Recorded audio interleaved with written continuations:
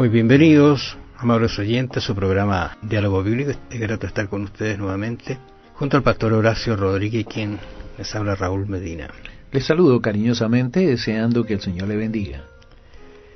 La palabra que hoy día vamos a usar es una palabra que es difícil entenderla, a no ser que uno haya pasado por una situación como desamparo, abandono, falta de amparo, protección. Nunca creo que podremos llegar a comprender lo que esto ha significado, porque estaba pensando justamente en eso, lo que tú dices. La separación siempre es dolorosa.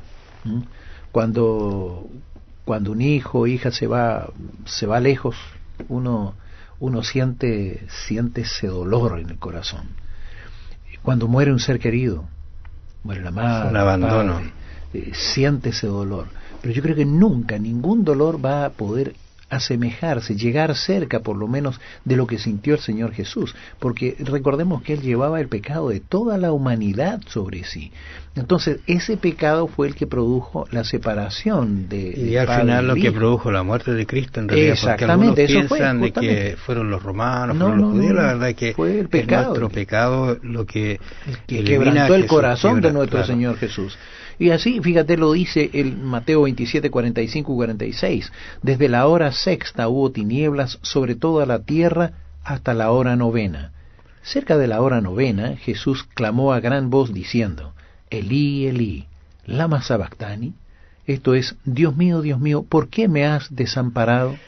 Bueno, aquí hay una pregunta que efectivamente relata lo que nosotros estábamos conversando acerca del desamparo. Cristo quedó realmente desamparado, quedó dado al resultado del pecado de todos nosotros. Yo creo que ¿por qué no podemos nosotros pasar por esta instancia? Porque Él va a pasar una situación que nunca había pasado y nunca la va a pasar a alguno de nosotros. Y otra cosa que ni siquiera podemos imaginarnos. Claro, incluso nosotros podemos ver algunas instancias antes de este hecho que Jesús está sirviendo desde su nacimiento hasta el último instante, porque previo a esto Él sigue sirviendo. ¿Te acuerdas tú que habla de su madre? Sí. Habla de perdónalo, Señor, porque no saben lo que hace. Se comunicó con el ladrón que estaba al lado, su último llamado. O sea, fíjate, siempre sirviendo a pesar de la circunstancia en que estaba pasando. Y ahora ya llega el momento en que se termina toda esta situación y Él tiene que poner fin, digamos, a esta relación con el pecado, porque el Padre no puede. Incluso estas tinieblas, según algunos comentadores, es las tinieblas que cubren, ¿no es cierto?, a este Jesús, para que el universo no vea el desastre que está pasando, nada menos con su líder, con su Dios, con Jesús, el que era eterno, el que nadie podía, digamos, acercarse a su presencia sin pecado, y ahora estaba lleno de pecado, pero no de Él, sino el pecado de la humanidad.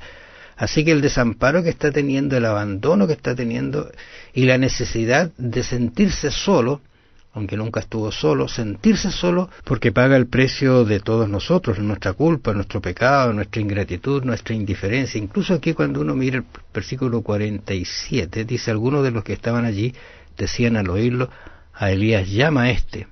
Fíjate cómo están tratando de entender mal lo que está sucediendo en ese instante. Y uno no puede estar muy lejano a estas situaciones, porque a veces también las advertencias, las admoniciones, las entendemos mal y no entendemos que ese grito, ese desamparo, ese dolor fue justamente por nosotros. Y fíjate lo que dice Isaías 59:2: pero vuestras iniquidades han hecho división entre vosotros y vuestro Dios, y vuestros pecados han hecho ocultar de vosotros el rostro para no oír. El pecado causa división entre el Padre y nosotros.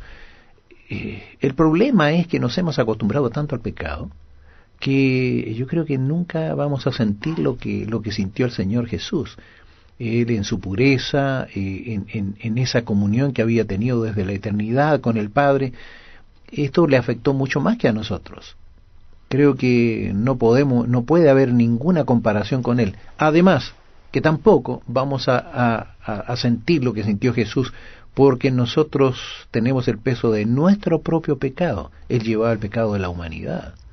Entonces tendríamos que multiplicarlo por millones y millones eso.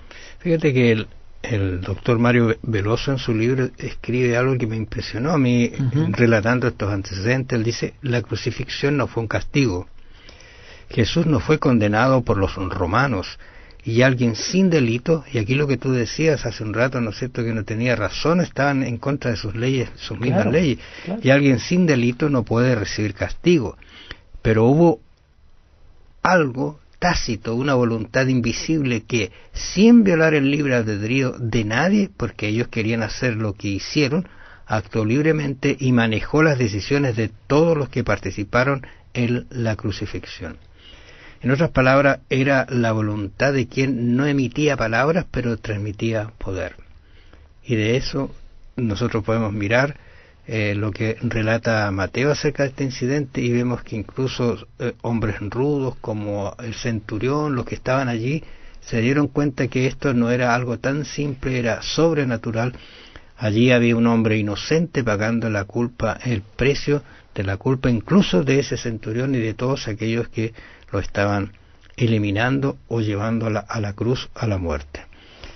Por eso que Amós, fíjate, uno en este contexto, Amós 5:18 dice: ay de los que desean el día de Jehová.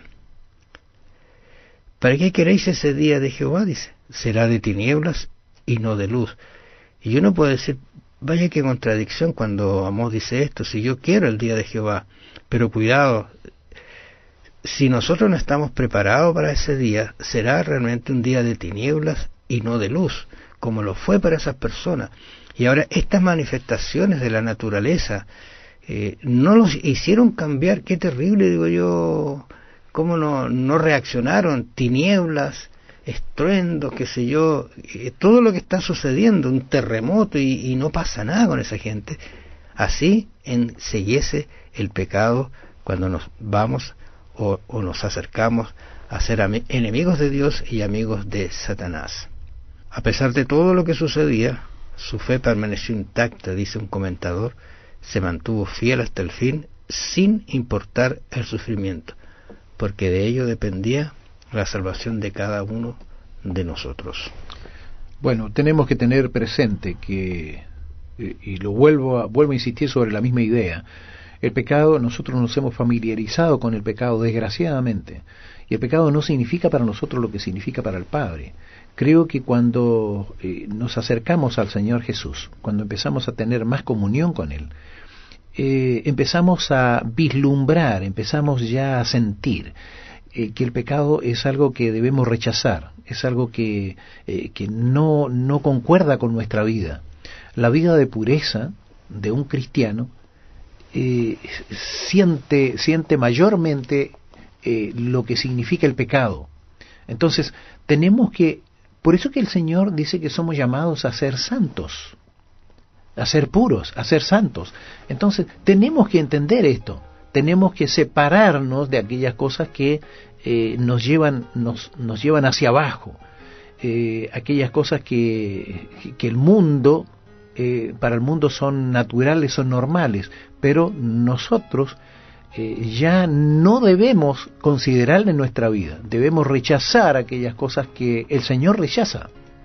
Bueno, amables oyentes, vamos a continuar mañana, que el Señor los bendiga. ¿Cómo es sentir la separación de Dios por causa del pecado?